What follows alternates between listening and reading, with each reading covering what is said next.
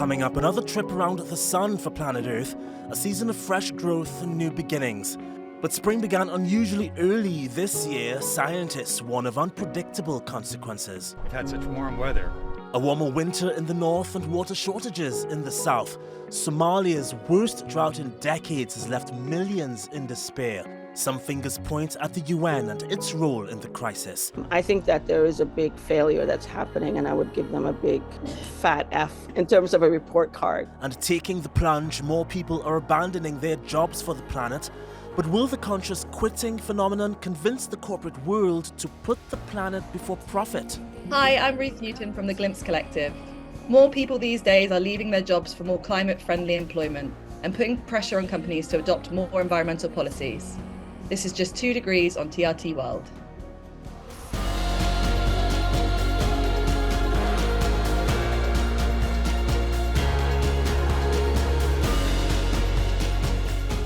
I'm Reagan Devine, appreciate you being here with us. Winters are getting weirder, right? And scientists say it's all due to the climate crisis. This year, we saw record low temperatures and snow in Los Angeles, California, where that kind of weather there is extremely rare. And at the same time, strangely high temperatures in Washington, D.C. Europe and South Asia also experienced strangely high temperatures. There was a day in New Delhi, in India, in February that was the 3rd hottest day there in more than half a century. And across in northern China, the region's lowest temperatures ever were recorded. I think it's safe to say winter this year in the northern hemisphere was out of whack.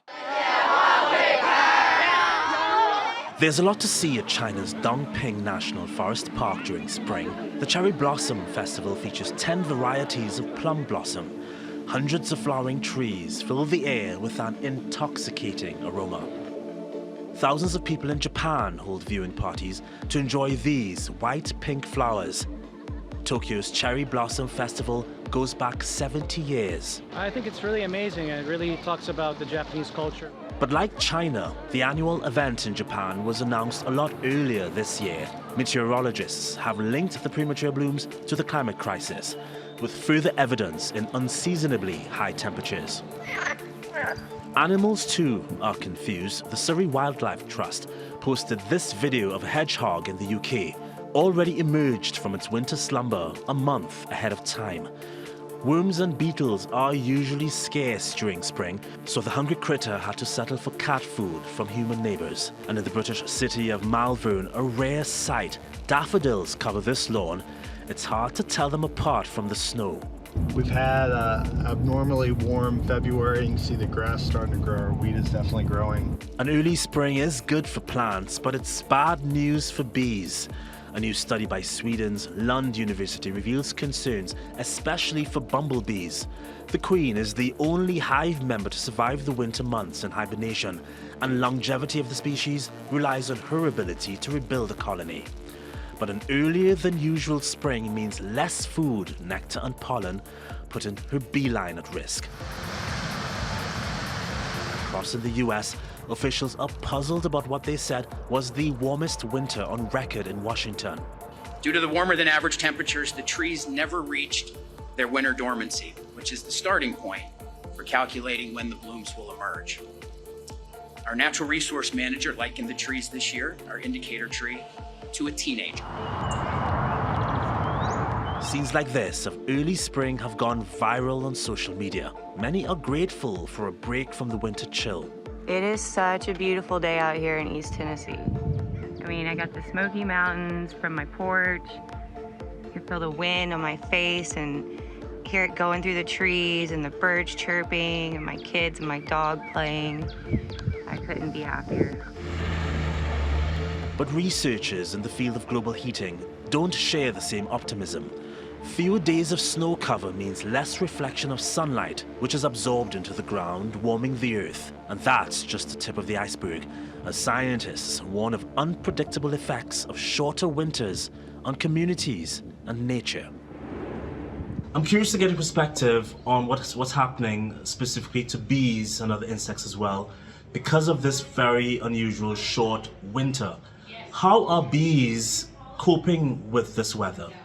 It depends a little on what happens next, actually. So we're seeing bumblebees coming out of hibernation quite early this year. So these really big furry bees, they're queens that have been asleep since last summer underground, and the warm weather's bringing them out.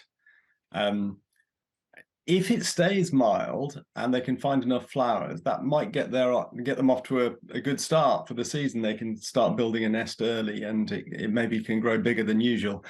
But if we get a cold snap, for example, later this month or in April, when they've started nest building, that could be really disastrous. When you say things can be disastrous if we get a cold snap, what do you mean exactly for the bees?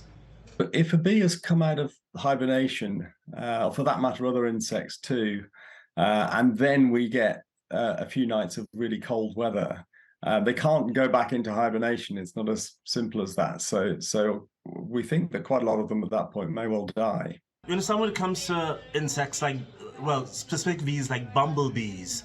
From my reading, the queens are solitary until they reproduce and create this colony. But during winter, the queens are alive, the colony dies, and when the queen bee comes out of hibernation, particularly during an early spring, things are not too good for her, is that correct? Really, if it stays warm and she can find enough flowers, it will be okay. And if she can't? So if she can't find enough flowers, she'll starve and die. If it turns really cold, then she won't be able to forage and she'll die. So it's a pretty high risk lifestyle being an insect. Yeah, a lot of them do die, and probably always have. You know, the weather has always varied, and as long as a few make it through, then actually that's okay, because they can reproduce and replace those that are lost. And what about other insects, Professor? Are they also in trouble if the winter is way too short? So, I mean, the big picture is that all the evidence we have is that insects are in decline, not necessarily because of climate change, or that's part of the problem, but there are many others: habitat loss, and invasive species, and light pollution, and lots of other things. So there's this whole kind of perfect storm of problems we've created for the insect world. The specific effect of warm springs really depends on the life cycle of the insect. There are all sorts of different insects. Some of them spend the winter as adults, like bumblebees. Some butterflies, for example, hibernate as adults, and they may have the same problem. If they wake up too early and they can't find any flowers, then that could be harmful to them. But other insects spend the winter as caterpillars, for example, and they just need leaves to eat at the right time of year. So it depends on the synchrony. If the leaves come out early as well as the insects coming out early, then that's fine. It's better for them. Oh, got it. But if the synchrony if they get out of sync one with another, then that's not fine, because then the caterpillars have nothing to eat. So there are lots of subtleties to it, and there are so many species of insect, it's hard to generalize. 1.1 million known species, so and they're all going to respond slightly differently. While warmer winters are becoming the norm and throwing ecosystems out of sync, people who live in much warmer areas have their own problems, particularly those living along the coast. Rising sea levels and unpredictable tides are a growing threat to properties and livelihoods. Here's Sarah. Coastal erosion, the wearing away of coastlines as the sea carries off sand and sediment, worsened by rising waters, wave and tidal currents, hurricanes, and more. It's a natural process, but climate experts warn the phenomenon and the risks that come with it are increasing. The UN Environment Program reports some 37% of the world's population lives within 100 kilometers of a coastline, where populations are twice as dense as the global average. It also reports that studies show 34% of the world's coasts are at a high risk of eroding and 17% at medium risk. Human impact on ecosystems that maintain shorelines has been heavy. The World Bank reports we've destroyed 1/3 to 1/5 of all seagrass beds, mangroves, and coral reefs worldwide. The U.S. has seen rising sea levels threaten its cultures and communities, including the islands on Alaska's Aleutian chain. What used to be hundreds of feet away from the coast, from the ocean, are now getting, as that coastal erosion happens, the villages are getting closer and closer to the ocean to the point where waves are breaking through the communities. And more frequent hurricanes ravaging the eastern coastlines of Georgia, the Carolinas, and Florida. In 2019, Florida's Environmental Protection Department reported 640 kilometers of its coast, or nearly half its beaches, were critically eroded by rising sea levels and increasingly frequent hurricanes that threatened to send water flooding over protective sand dunes into communities. The state spends millions of dollars each year on beach recovery projects designed to fight a never-ending battle with the elements. You're dealing with Mother Nature and the ocean out here. I don't think you're going to stop anything. Last week, erosion claimed another seaside home on North Carolina's Rodanthe coastline, the fourth to collapse since early last year. And rising seas aren't the only form of erosion coastal communities have to worry about. In California, levees built to protect shorelines from big waves are being threatened as heavy rains, combined with melting snow from the mountains, put them at serious risk of collapse due to flooding rivers and streams. Even France's massive Normandy cliffs are no match for the power of the pounding waves. They recently saw 100 years' worth of erosion in one day in a collapse due to what experts say is a combination of rising waters and landslides caused by weather-worn rock. We heard a big boom and felt the ground tremble beneath our feet. The couch, the TV, nothing moved, but we felt the earth quake. And when it comes to communities threatened by coastal erosion worldwide, this report is just scratching the surface. Sarah Balter, Just 2 Degrees. Well, let's discuss this with Simon Boxall, who's quite versed in ocean and earth science. Dr. Boxall, it's a pleasure seeing you. Thank you for your time. How bad is this going to get, you think? Is the ocean just going to take chunks out of land where tens of millions of people live? It's been doing it for years. It's been doing it way before we were on the planet. The thing is that it's now affecting us because we have, as we heard earlier, more and more of the population is moving to the coast. But on top of that, we're getting more storms. We're seeing rising sea levels from climate change. And also, we're getting varied weather, and that varied weather, freezing, cooling, heavy rainfalls, excessive drought, those changes put stresses, particularly on sedimentary rocks like chalk, sandstone, and that's what we're seeing in some of those pictures. Those collapsing cliffs are happening simply because we're just getting sort of lots of drying out, saturation and freezing, and that helps break the cliffs down from the land side while the ocean eats away at them from the seaward side. So, super quick answer from you, yes or no. Can we stop? Is there a way for us to stop this coastal erosion? No. All right. Dr. Simon Boxall, thank you so much for your time. We appreciate you appearing here on Just 2 Degrees. Well, from too much water being a threat to Somalia, where people don't have enough. The United Nations says at least 3.8 million people there have been displaced, in part because the country is experiencing its worst drought in decades. Somalia has also been mired in more than 3 decades of war. Dominic takes a look at the humanitarian situation unfolding there. The last 5 rainy seasons in Somalia have produced so little rain. For people there, it meant hunger, disease, and displacement.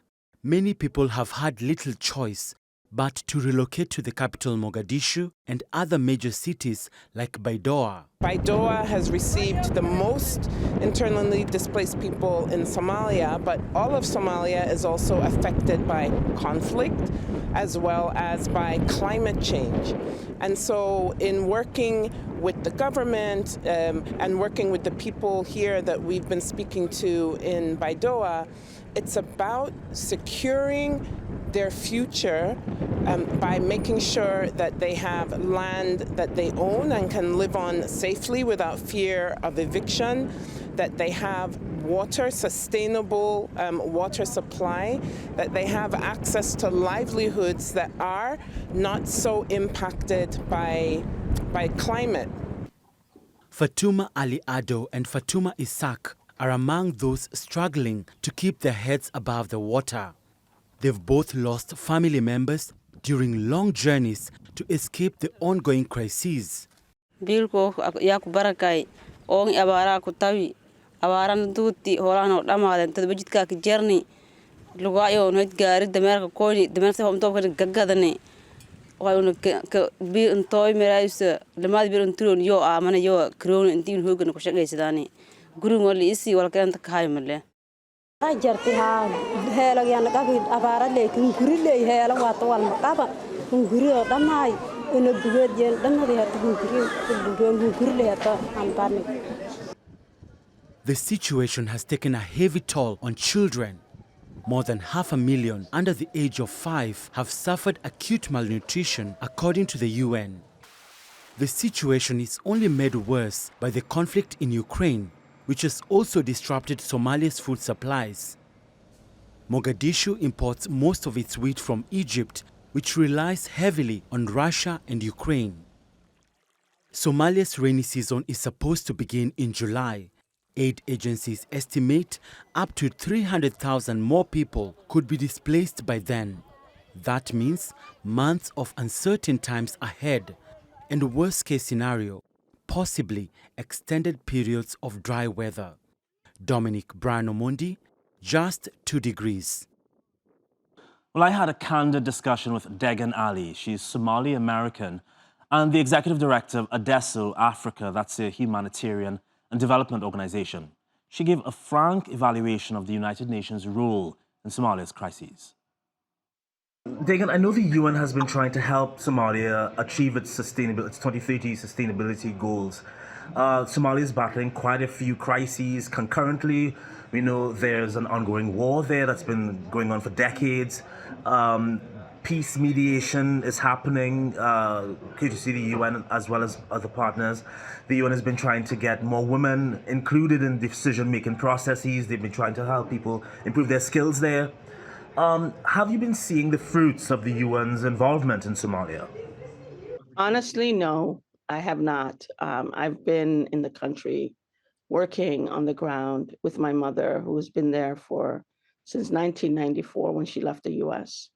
And I've been there since 2000. And I can honestly say, I'm not seeing the benefits of the UN and international community on the ground in terms of making people more resilient. Actually, what is happening is the total opposite. Instead of helping people to be self-reliant and making them resilient to the shocks of droughts and other things, the international community and the programs that have been implemented honestly have made people more dependent, and has created massive amounts of dependency. And so I think that there is a big failure that's happening, and I would give them a big fat F in terms of a report card. I would love to, yes, the international community has helped in the form of getting government structures up and running through these political negotiation processes that have led us to having the federal government. But the regional governments of Puntland and Somaliland were an indigenous peace-building efforts. The international community had anything to do with that, zero effort in that. But yes, they have helped us to create a federal government that has been in existence now for, 15, 20 years. But the government is weak, has very little capacity. And unfortunately, as a result of not having a really strong sovereign government, the international community and the UN really run the country, which shouldn't be the case. And the resources go to them. The resources don't go to the government directly because of allegations of corruptions and fears of corruption, which is justifiable, some of it. But unfortunately, the current status quo where money is going through these UN systems is also not creating impact. So I rather put resources into the government and hope that there will be 30% impact rather than the current status quo where there's very little impact on the ground, real changes to people. The UN hasn't constructed one road. They haven't constructed any businesses. The Turkish government actually did more for Somalia during the 2011 famine, since the 2011 famine, in a span of 5 years or something in terms of real infrastructure that they have left the country then the entire international community has left in 30 years. So that to me is an example of also another example of failure and success, because they could be successful if they wanted to. They have the ability, they have the resources. Billions of dollars is put into the country, whereas much less money was put in by the Turkish government. But the Turkish government understood that you cannot have real development, economic development, without infrastructure, without roads. How do you take your goods to the market? How do you link markets together so that communities are trading? If you don't have infrastructure, you need roads, you need ports, you need airports. Those kinds of basic things are part of the economic engine and part of growth. But we don't see that from the international community. You only get the Arab donors, the Turkish government. Those are the only ones who really invest in infrastructure. And I think that's a major travesty. Well, all of the reports we've just shown you are just a few reasons people are deciding to take more bold action to tackle the crisis. For example, would you quit your job to help reverse environmental degradation? Well, a survey carried out in the US and UK revealed more than 50% of people would leave their job if their organization was not having a positive impact on the environment. But companies like Maersk and Vodafone have preempted this by implementing policies that benefit the climate. It's a smart move considering their clients are becoming increasingly interested in associating with organizations with a green vision. Well, to achieve net zero emissions by 2050, it's estimated that 14 million new clean energy jobs would need to be created by the year 2030.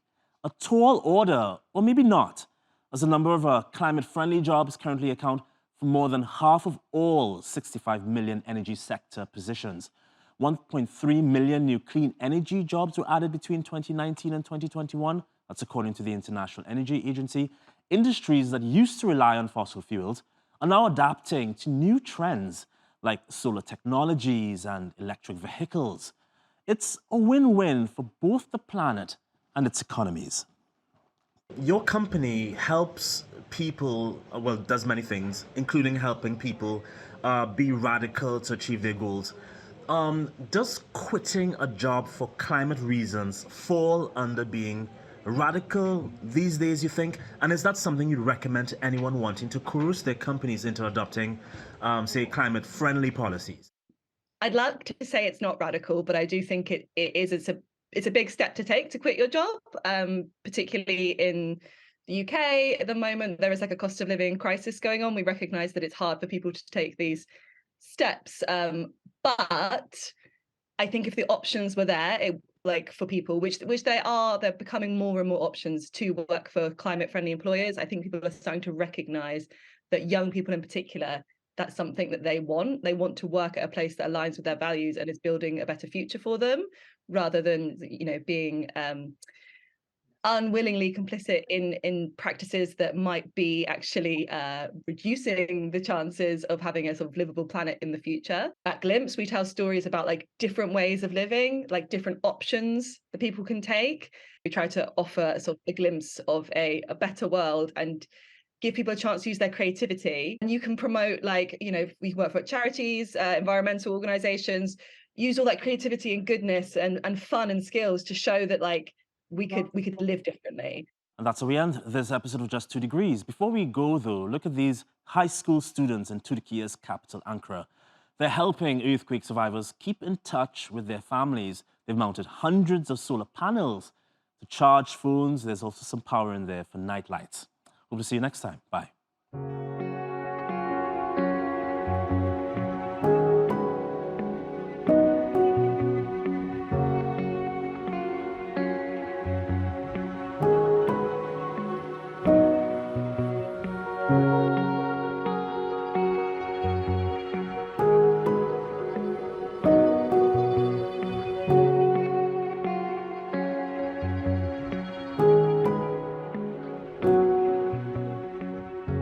Buradaki insanları mutlu etmek, depremzedeleri mutlu etmek.